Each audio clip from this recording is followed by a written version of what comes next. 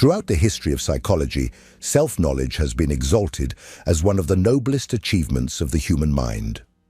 From Socrates to Freud, from Jung to Foucault, the idea of knowing oneself has been placed at the center of the quest for authenticity, freedom, and personal growth. But what few dare to say, and what Carl Gustav Jung knew deeply, is that this journey inward can hide a silent and devastating risk: excessive introspection. There is a point at which looking inward ceases to illuminate and begins to blind, a point where self-knowledge, which should liberate, instead traps, where the individual, in trying to understand themselves, ends up getting lost in their own complexity. Jung realized, after diving deeply into his unconscious, that the human soul is not just an inner landscape to be explored, but a living, unpredictable force capable of swallowing the ego in its attempt to control. In his autobiography, Memories, Dreams, Reflections, he recounts moments when he almost lost his sanity while confronting the archetypal images that emerged from the unconscious. He does not romanticize this dive. He warns. The unconscious is not a secret garden where one gathers flowers of wisdom, but a dense and dangerous forest where walking without a map can mean never finding the way out. And it is precisely here that the danger lies. When the individual, driven by an insatiable thirst to understand their essence, dives so deep that they lose contact with the outside world. They begin to live more in symbols than in relationships, more in concepts than in affections, more in analysis than in experience. They isolate themselves, but believe they are evolving. They feel superior, but do not realize they are merely inflated. And when they try to return to the world, they discover that they no longer know how to relate, because everything around them has begun to seem superficial in the face of the vastness of their own psyche. This video is a deep analysis of the breaking point between healthy introspection and destructive obsession with oneself, a boundary that Jung not only studied in his patients, but also experienced himself. Here, we will explore how the process of self-knowledge, when taken to the extreme, can become a sophisticated form of intellectual narcissism, how the attempt to integrate the shadow can turn into a cult of one's own abyss, and how the quest for authenticity can end up creating an artificial personality disconnected from lived reality. This video is not an attack on self-knowledge. It is a call for balance. It is a direct and necessary warning for those who confuse self-discovery with self-absorption. Because, as Jung demonstrated with his own life, knowing oneself is not about mastering one's own soul, but learning to live with it, without trying to dissect it to the last layer. Sometimes, true maturity lies not in understanding everything about who we are, but in accepting that there are parts of us that must remain mysterious. Because life is not just consciousness. It also demands spontaneity, surrender, and connection. And those who know themselves too well may forget what it is like to truly live. To understand the dangers of extreme self-knowledge, it is necessary to follow Carl Gustav Jung's journey to the heart of his own psyche, a crossing that was not theoretical, but lived with an almost unbearable intensity. After his break with Sigmund Freud, Jung entered what he himself described as a period of confrontation with the unconscious, an experience that distanced him from the external world and plunged him into a deep, intense, and sometimes terrifying inner dive. During this period, Jung temporarily abandoned his clinical practice and dedicated himself to a type of radical self-analysis. He recorded dreams, visions, impulses, feelings, not to control them, but to understand them in their symbolic language. It was during this time that he wrote the Red Book, a kind of intimate chronicle of his inner journey, filled with archetypal images, dialogues with symbolic figures, and dramatic representations of what he called images of the unconscious. Few psychologists have gone as far in this process, and few have returned with their sanity intact. Jung describes how these experiences brought him to the brink of madness. In Memories, Dreams, Reflections, he recounts that he often did not know whether what he saw and heard was real or delusion. He began to realize that within himself there were multiple voices, internal characters that demanded to be heard and respected. And although many of these contents brought profound insights into human nature, there was a price to be paid, the constant risk of psychic disintegration. It was not just about interpreting symbols or understanding traumas. It was a direct confrontation with the primordial forces of the unconscious, with the archetypes that shape the human psyche.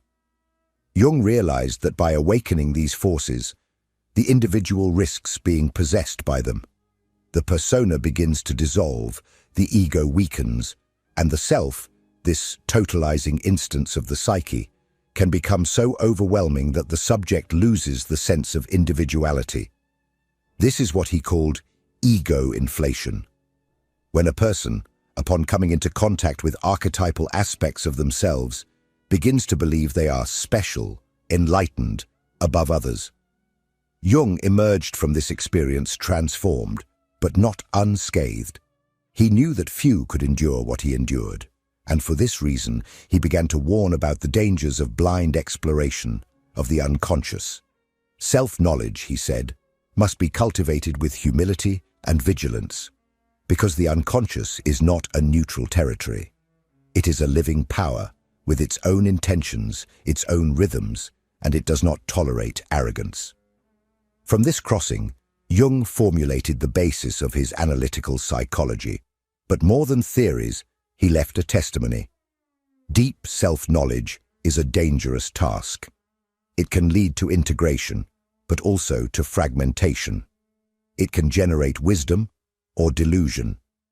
And what determines this outcome is not the depth of introspection, but the ability to keep one foot in reality while descending into the symbolic hell of the soul.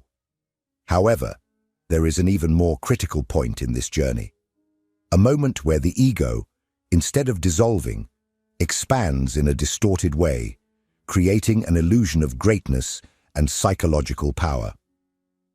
In the next part, we will explore this phenomenon, ego inflation, and the emergence of an identity built from archetypes and ideas, but disconnected from real life. Because sometimes, the greatest danger of knowing too much is thinking that there is nothing more to learn. If this content is making sense to you, click the subscribe button and subscribe to the channel. Thank you for your support. When Jung coined the term ego inflation, he was not referring to common vanity or exaggerated pride. He was talking about a much more subtle and dangerous phenomenon, the moment when the ego, upon coming into contact with deep contents of the unconscious, especially those of an archetypal nature, begins to identify with them. The individual ceases to be just a person trying to understand themselves and starts to believe they are a bearer of universal truths. They confuse symbolic experience with a spiritual mission, and at that moment, self-knowledge transforms into an illusion of grandeur. Imagine someone who dives deeply into their own psyche, discovers symbols, patterns, hidden messages, and begins to believe they have access to a type of knowledge reserved only for the awakened. This person, enchanted by their own inner journey, starts to speak as if they were an oracle. They use psychological terms to explain everything and everyone. They assume a posture of mentor or healer without having truly transformed internally. They have not integrated the contents of the unconscious. They have been seduced by them. And the most dangerous part, they do not realize it. For Jung, this state is as dangerous as the repression of the unconscious. The inflated ego begins to construct a persona based on archetypes: the wise one, the healer, the visionary, the martyr. But all of this is a facade. Behind the elevated image, there exists a fragile, insecure ego hungry for validation. Inflation is not strength, it is compensation. The individual has not become more conscious. They have merely replaced their old identity with a spiritualized fantasy. They no longer live, they perform. And the more they perform, the further they drift from their own soul. This phenomenon is common in people who study psychology, philosophy, or spirituality without practical grounding. They become skilled at naming internal processes, at symbolically explaining their pains, traumas, conflicts. But they lose the ability to feel them. They intellectualize everything, anesthetizing the raw experience of life with refined vocabulary. They create a psychological bubble where everything has a deep meaning, but nothing is truly lived. There is no surrender, only analysis. There is no transformation, only discourse. Jung observed this in his own patients, and also in himself. That is why he emphasized the importance of humility in the individuation journey. He knew that contact with the unconscious can inflate us with meanings, but that only concrete experience, real relationships, and everyday challenges can keep us anchored. Without this anchor, the individual floats in a world of symbols that no longer belong to life. And when this happens, they disconnect from others. Because ego inflation is not just an internal distortion, it is also an obstacle to empathy, dialogue, and coexistence. Those who feel superior do not listen. Those who believe they have access to hidden truths find it hard to sustain an honest conversation. Gradually, the person inflated by excessive self-knowledge becomes socially isolated. Not because they have been rejected, but because they no longer recognize value in simple human experiences. They think of themselves as beyond, but in reality, they are just alone. And it is precisely this loneliness that marks the next stage of inner collapse.